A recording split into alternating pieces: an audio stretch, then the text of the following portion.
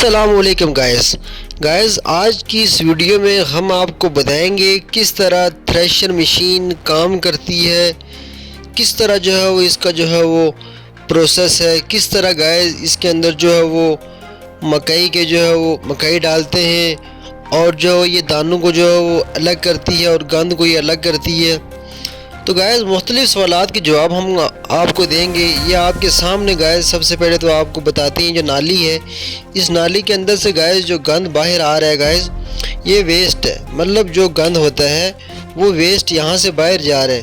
और गाइस पीछे जो लड़के खड़े हैं वो मकई के जो है वो दानों को जो है वो इकट्ठा कर रहे हैं, वो हम आपको थोड़ा सा आगे जाके दिखाएंगे। ये आप देख सकते हैं गाइस, ये चाचा और ये चाचा जो है वो यहाँ से ये दाने इकट्ठे कर रहा है छोटे छोटे, ये देखें हाथ में इसने पकड़े।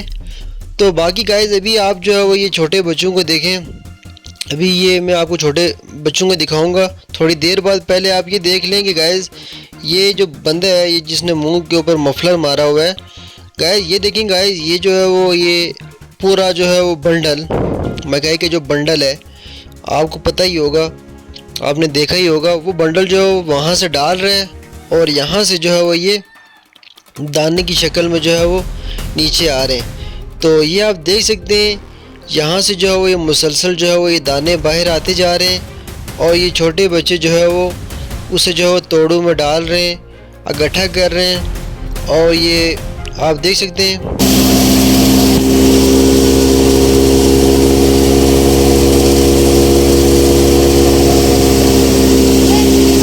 तो आप गाइस देख सकते हैं किस तरह जो है वो ये मशीन काम करती है, इसका प्रोसेस कैसे है। अगर आपके पास भी मकई है तो आप भी जो है वो हमारे साथ रब्ता कर सकते हैं। तो गाइस आपने देखा है कि किस तरह जो है वो ये मतलब के दानों को अलग करती है और इसका जो गंद होता है गंद को अलग करती है। तो आपने इसके प्रोसेस को समझा होगा।